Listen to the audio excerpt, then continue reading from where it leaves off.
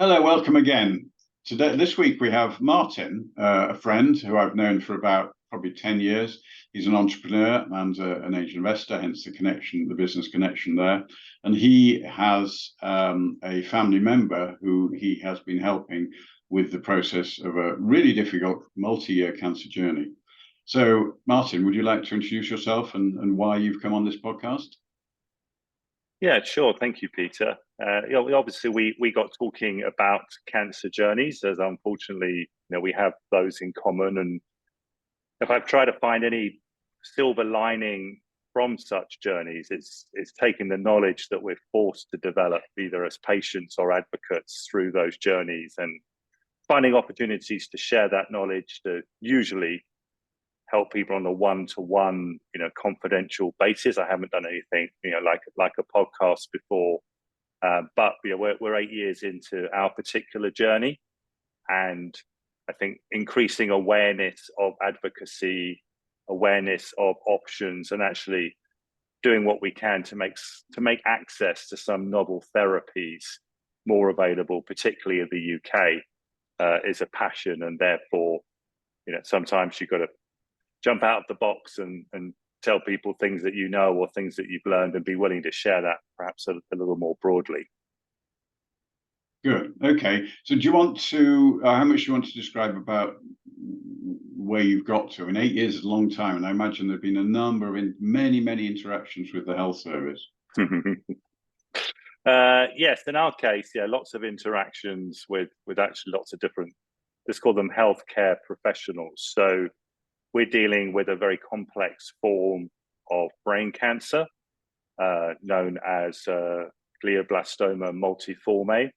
It's actually the biggest killer of adults and children, cancer killer of adults and children under 40.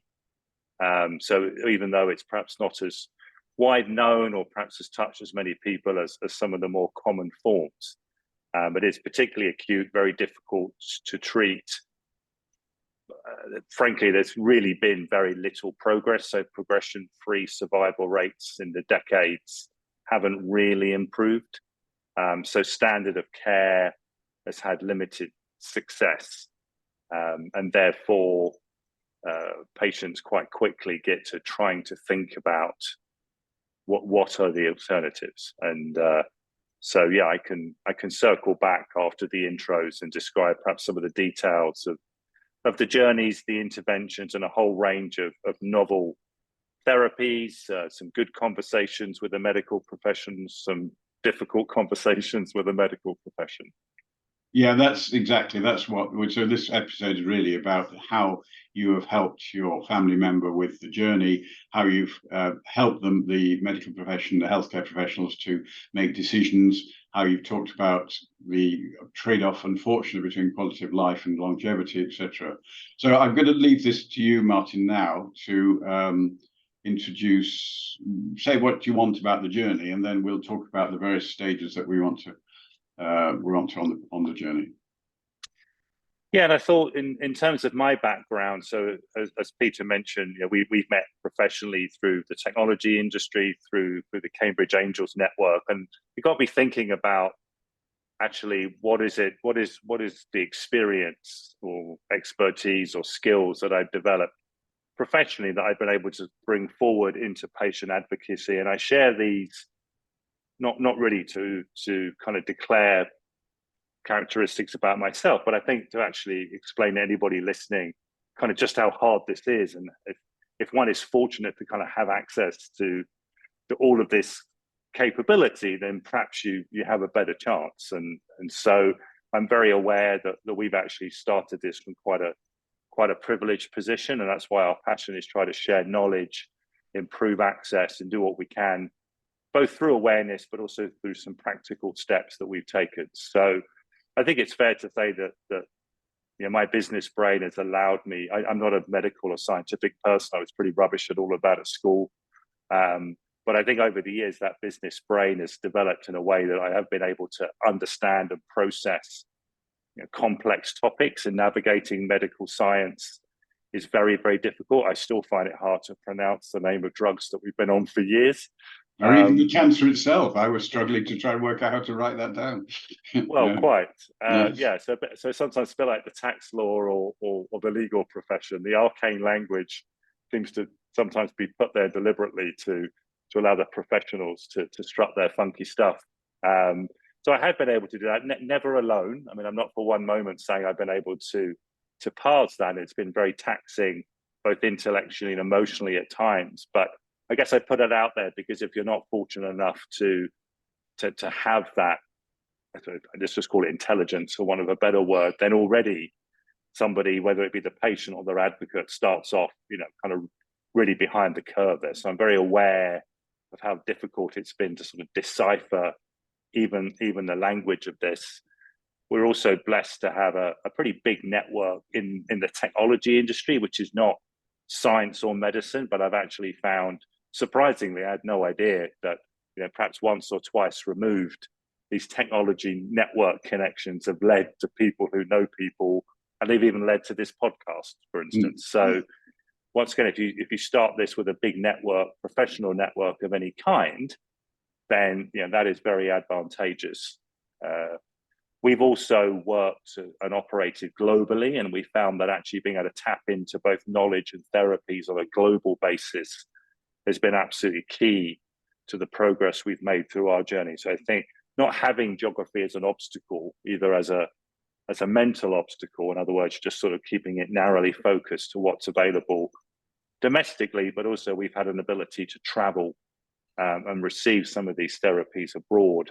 And we're very aware that that's not something that is available to everybody, and we can circle back on that. And I think finally, being able to make complex decisions, the responsibilities of, we never know if they're life or death decisions, but when you're beyond standard of care, when you're evaluating novel therapies, the doctors can't give you there are no answers, there isn't enough data, and therefore the medical professionals will give you some input, but they can't tell you what to do. The patient's unlikely to figure that out for themselves, and so invariably they can turn to you and say, well, what should we do? And then the full weight of being a patient advocate does land on you, because they're not really offloading that responsibility to you, but it's certainly it's very much a shared responsibility at that time. And trying to get those choices right and dealing with the consequences of getting them wrong, does weigh heavily. Yeah, sure it does. Yeah, I mean, I'm in the same position. I have a level of ability, the connections as you have, and also I've had enough wealth to use the private health system at the beginning, which sped me up through the process. And anybody who's watched the podcast will know that. So, yeah, so but there's still lots of gems about how you've related to the healthcare professionals, how you've made those decisions. That you've learned, of course, because of your background. Let's leave aside at the moment the fact you've had to go abroad for some of the treatment. So what the first decision? So when you when it was discovered and you moved into the first time treatment was that you were complete novices at that point, you and your family member, weren't you? You had to start the process of learning then how to work together. How did that work? That first meeting or three?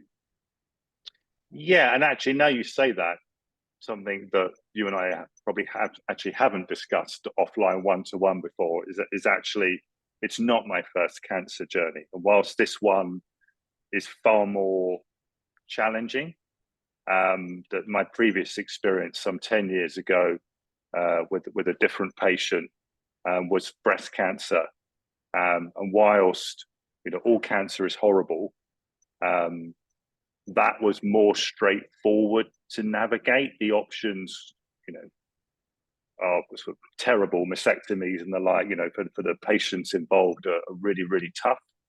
But actually, procedurally, technically, and in terms of their efficacy, very straightforward. And now progression-free survival in breast cancer has gone, I forget the numbers now. I think it's 20, 25 years. Decades. It'll be decades, exactly. Yeah. So, and with most women, if they get it, getting it maybe say in their early 60s, and therefore, basically, if you can extend progression-free survival out for decades, and effectively people start dying of natural causes or other things, which is, it's not a cure, but it's chronic disease management, and it's very effective. So so I was able to perhaps overcome the shock and the bewilderment and all of the kind of emotion that comes with every first cancer diagnosis. So I think my prior experience maybe just buffered that a little bit and maybe allowed me to move more quickly to action than spending months with your head down, in a spin and all those just emotions for the patient and their family and friends. So figuring this one out was more difficult. I think the first thing about advocacy, even though it sounds ridiculously simple and straightforward, is that you can. I have a lot of conversations with a mindset. Maybe it's a bit like when we were children. You didn't talk back to a police officer. That seems to unfortunately have changed. But I think particularly in nationalized health systems, right now, frankly, if you get seen by a doctor on the NHS, I think you're just extremely grateful of even if it's a GP, let alone an oncologist or other form of specialist. And so the idea that you would then argue with them, the idea that you would go in on the front foot and push and ask them to explain and justify, and what else have you considered, and what is your efficacy rate, and I just, through life, when I have these conversations one-to-one, most people don't realize they're empowered to advocate, and we don't have to have this almost subservient relationship where you describe things, medical professional processes, tells you answer, you take prescription or treatment plan, leave, go do it, see what happens. So I'm not knocking that. I mean, clearly, if you've got to deliver medicine at national scale, a bit like education, you can't customize everything for everybody. You have to standardize. I'm not demurring from appreciating that, but one key message is that you can more than ever self-educate, and you can just have the confidence. It's not an argument, it's not confrontational, but it is an absolute mind shift to say, what else? How did you reach that conclusion? Can I have a second opinion? Don't be afraid. In our case, we 8 years ago, had by far and away the most acknowledged neuro-oncologist in the country, and we felt very privileged to have him on our team. But it didn't stop me seeking a second opinion, which even now I still find that uncomfortable. Like, you don't want to burn bridges, or like, you feel really privileged when you do amass a great team that's working for you. But they're used to it, right? They invented the language. There are second opinions. There are alternatives. And if you can find a medical professional that's not only skilled, but it's used to working in that collaborative fashion, then priceless. Yeah, I've been through the same, of course. In fact, I've just realized I've been through 2 breast cancers. Journeys 10 and 12 years ago. Well, I didn't just realize, you just reminded me, with my second wife. So I'd been through that before I came onto my own cancer journey. But you're right, that having a relationship, and it is happening more and more, that the oncologists are expecting people to challenge, partly because of Dr. Google, of course. What you've got to remember, though, that we are just one of many, of course, within the system, and they have an allocated time. So pushing past the allocated time, I happen to know that I have 20 minutes with my oncologist. Getting up to the 25-30-minute mark, he's starting to get impatient, naturally, because there's somebody in the waiting room that needs his attention just as much as me, and maybe even more.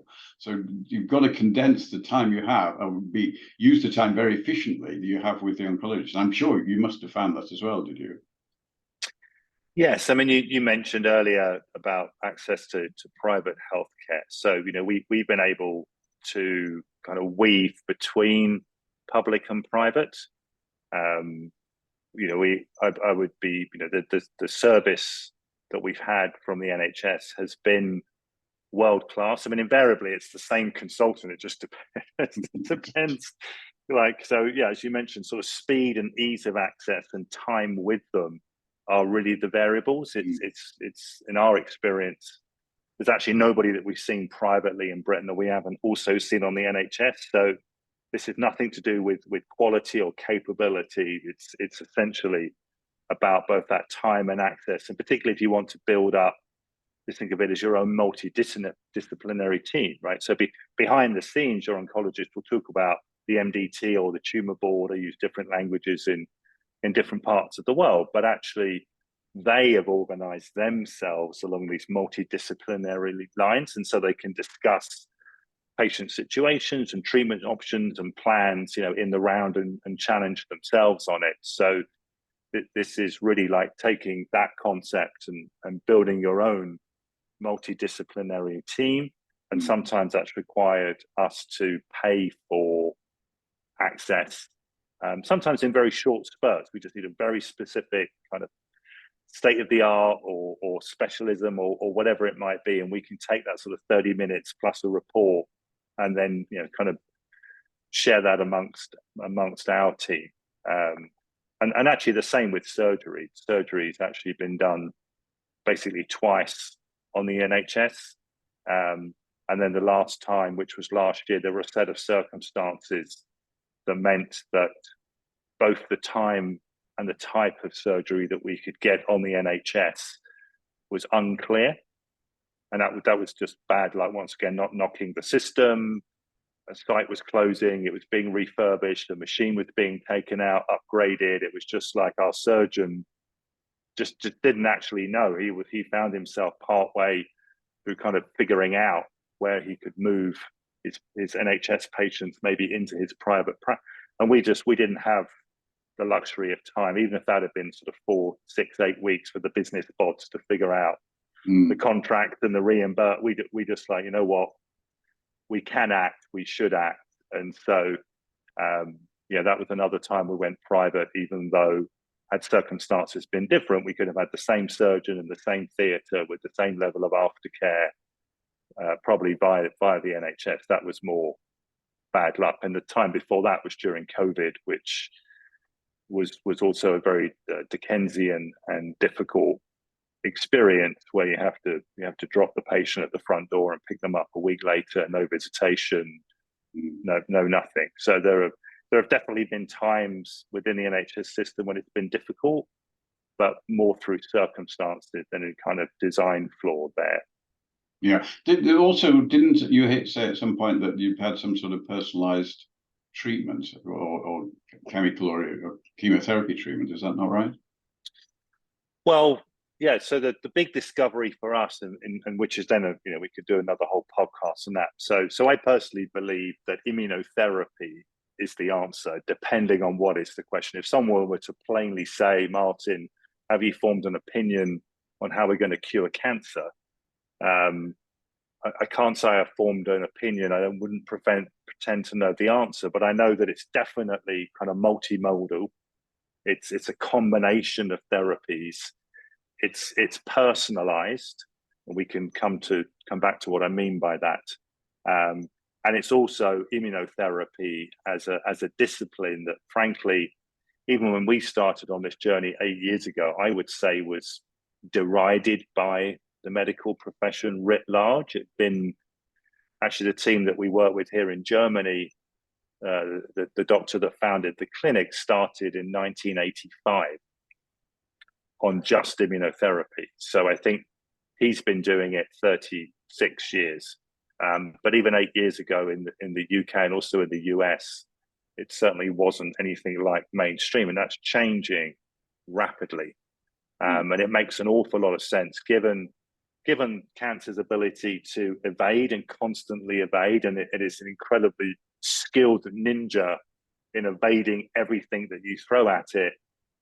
It makes logical sense to me that if we can teach the body to win the battle that it lost, we all know that circulating tumor cells to be found in most people or everybody, or it's not, do I have cancer or don't I have cancer? It has that mutated, has the immune system lost that ability to suppress?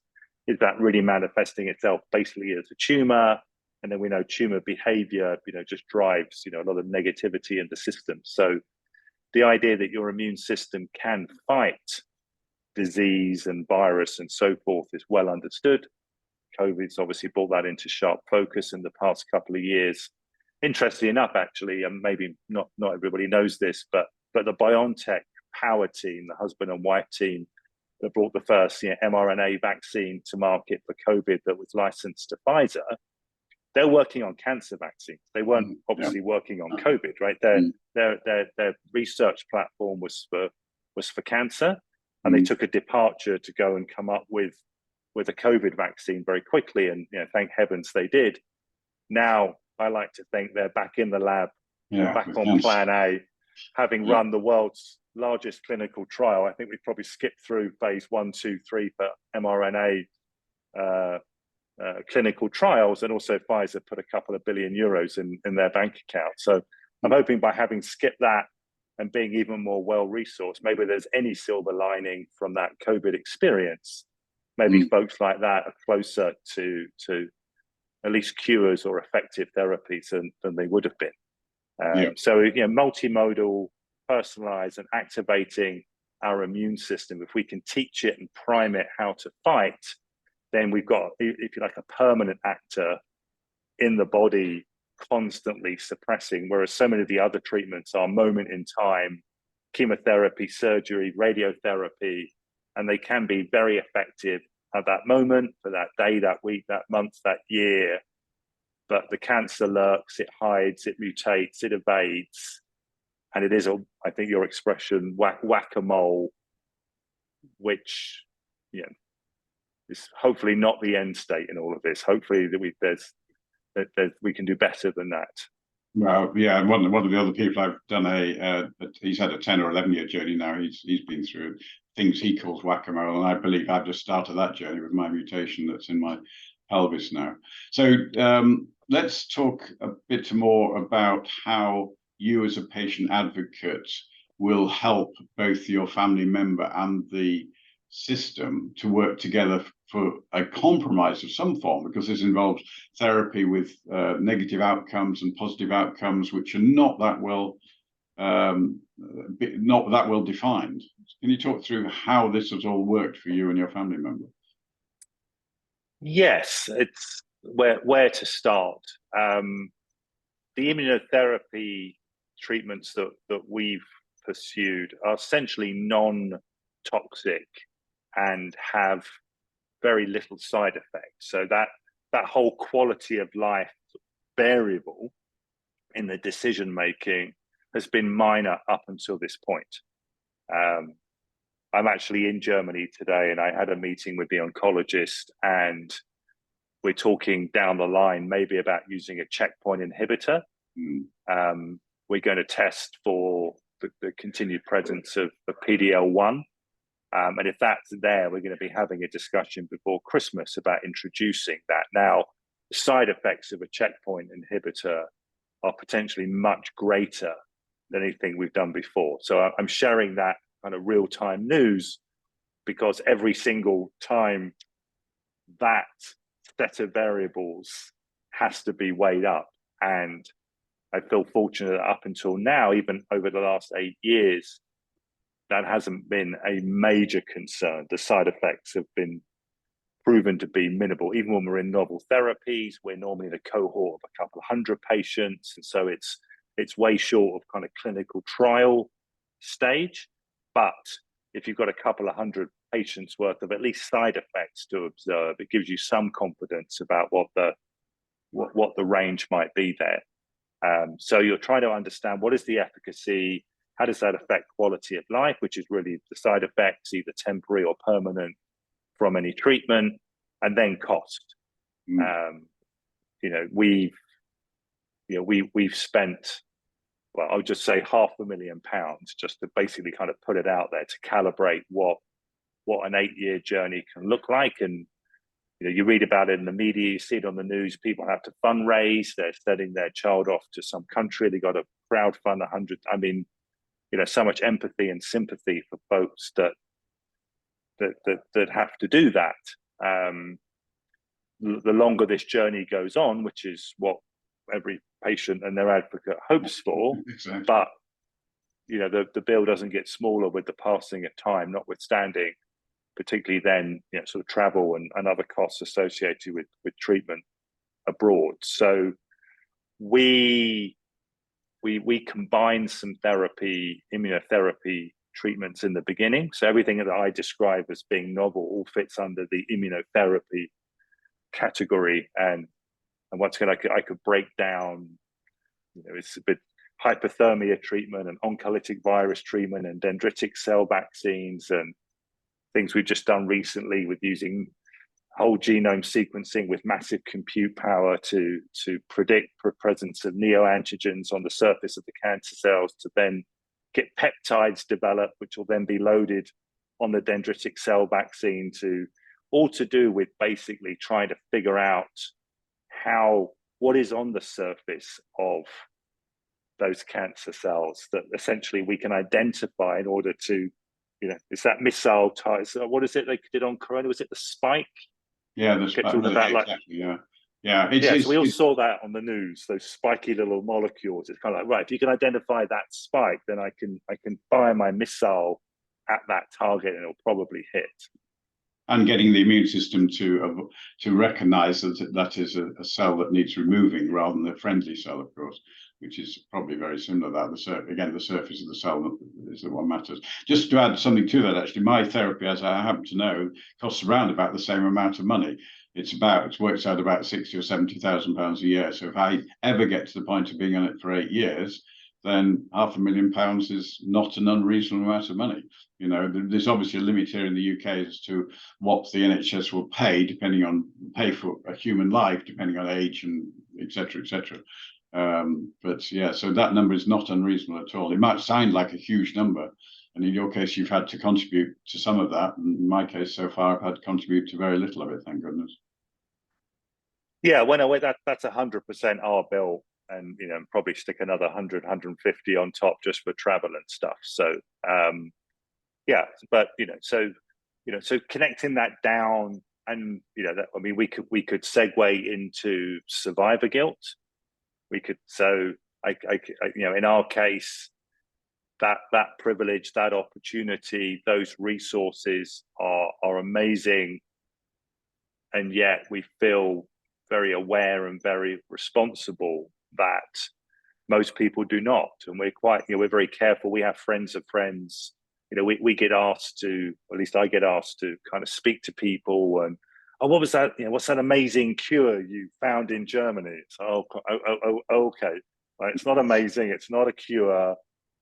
And depending on where we are in the conversation, I had said, look, if you don't have £100,000, for instance, there's no point me saying anymore. Like, I don't want to create that thought. I don't want to talk. I don't want to wax lyrical for an hour and then tell you the bill. Like, whilst it may seem a little jarring, I've learned to kind of put that up quite early, because I had inadvertently in the past tried to kind of extol the virtues and benefits of these things that we've experienced and not mentioned the price, and then of course people's they sink, right? You can sink.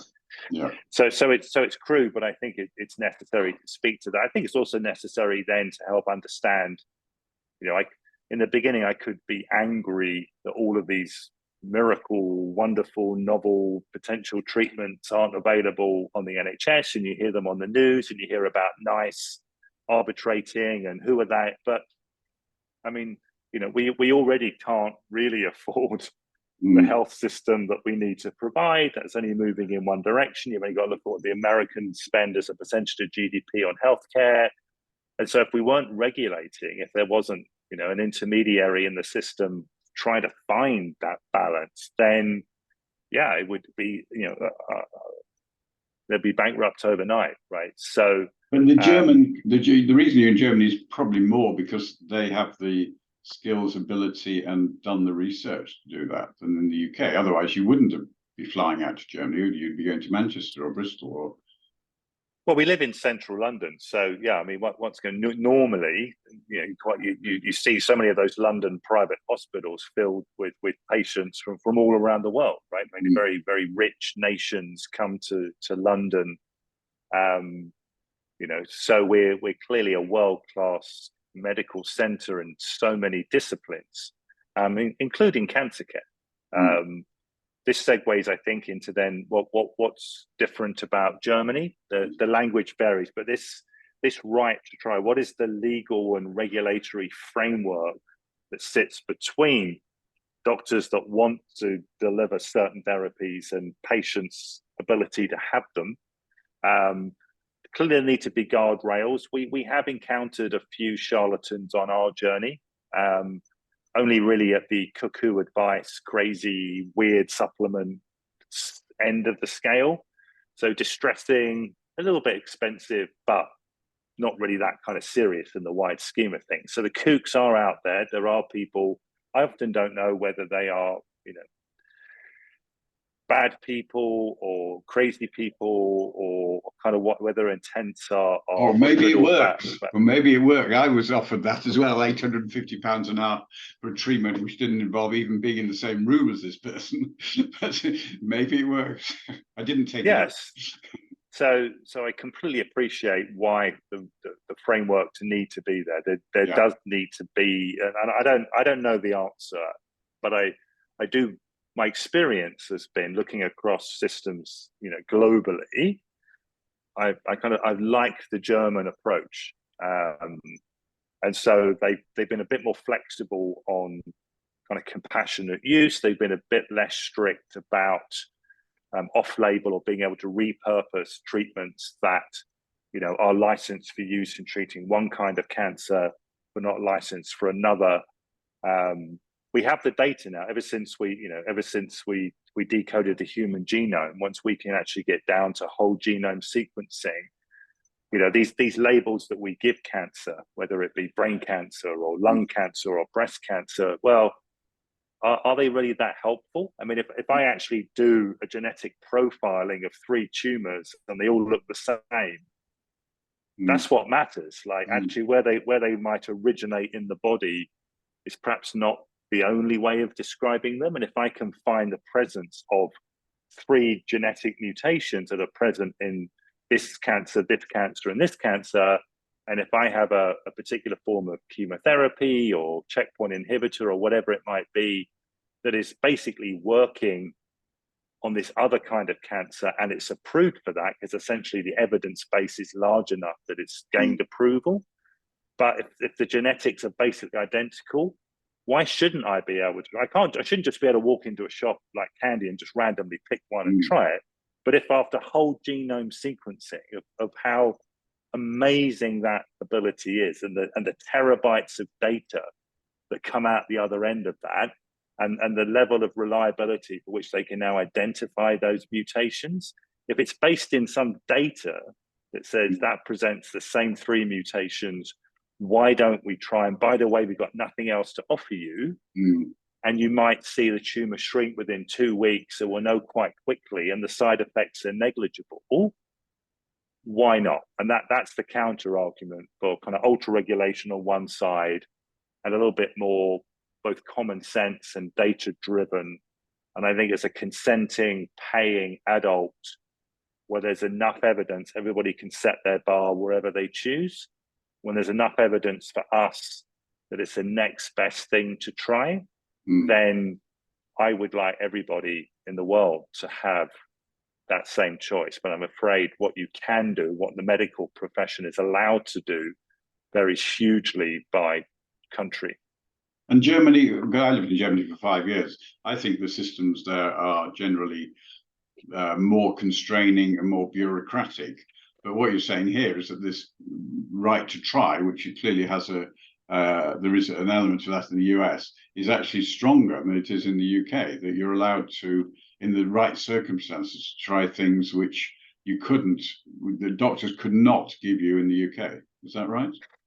Yeah, that's my understanding. I think there's also some nuance. Once again, I can't get sort of too technical. There's a difference between, so receiving a personalized therapy it's not a drug, it's not a pharmaceutical, it's not a product. So the clinic that we go to is not trying to do like a one-to-many solution. If it were trying to make something like a pharmaceutical, it would be subject to a whole different set of regulations. This is not that. Every treatment plan is unique. The vaccine is made from, ideally, where it's available. the patient's tumor tissue. It couldn't be any more personalized. And then, obviously they're inspected, they're audited. My understanding is the clinic has to run on a not-for-profit basis. So it puts just a little bit of control there that says, there are reasonable costs. But I mean, we first came here for a dendritic cell vaccine, which had been a version of which had been trialed in the UK, made by an American company. Actually, our oncologist was the lead investigator on that one. It's called DCVax from Northwest Bio. And that had been one of the very early promising treatments for brain cancer, having said that standard of care and many other things had really kind of not moved the needle in years. And so the NHS did run, I think, I don't know, 100, 200 patient trial of that in the UK. We arrived too late for that. That trial had closed, even though we were sitting across the table from the lead investigator. But the option was available to go and pay to have that privately in the US. Yeah. And it was, the quotations aren't like sort of commercial quotations, but the price indication from memory is around about a few $100,000 plus travel. I think it was monthly trips to the States for a year or something. So let's call it $300,000 from memory.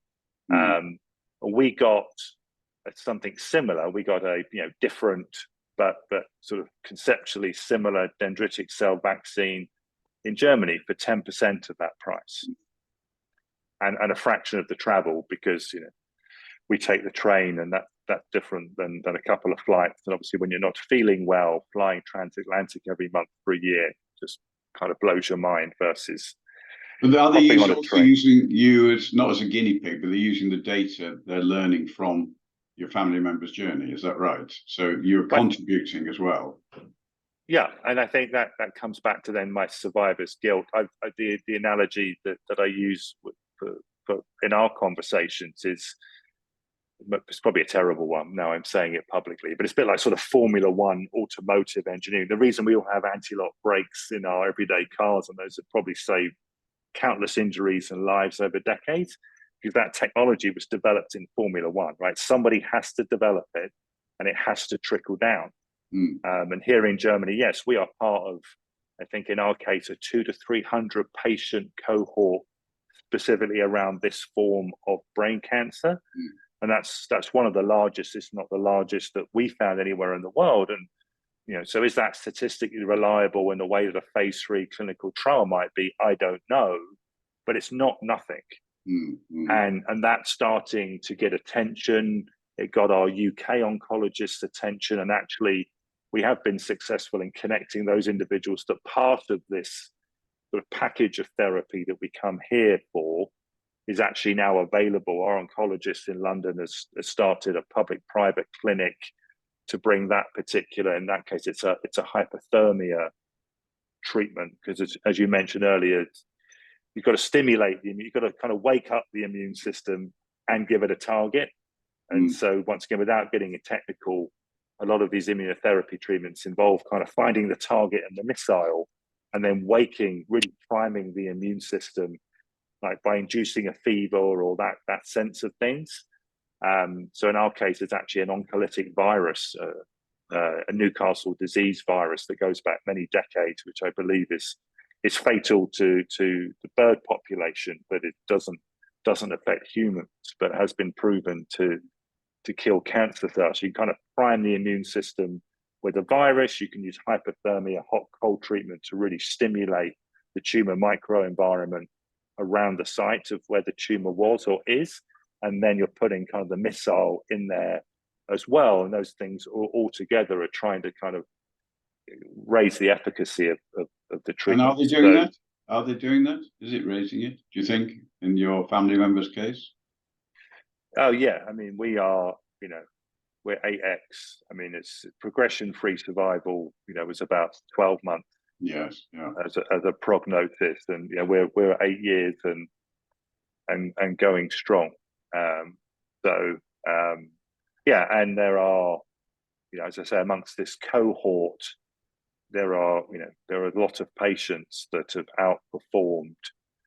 And when you've got a cancer that's quite so aggressive and terminal, I mean, it is a terminal diagnosis from the first time. It doesn't evolve into that. That's unfortunately what you're told at the first meeting. Then you can see quite quickly if you're outperforming. Yeah. And outperformance elsewhere has been seen or recorded, sort of going from 12 months to 24 months. That's considered elsewhere to be quite amazing performance for this particular cancer. We're all trying to do much better than that. Yeah. Well, we've been talking for about 40 minutes now, and this makes it quite a long podcast. So there's lots more we could talk about, but I think I'm going to draw it to close in a moment or two. So what can you, this is difficult perhaps, but can you just summarize in a few sentences what you'd like the listeners to, or the viewers to take away from our discussion? Yeah, I think so. Patient and patient advocate, right? I think that pairing, I know everyone's not going to be blessed to find an obvious advocate, and I can't pretend that being an advocate is easy, but I do believe, it's a winning combination.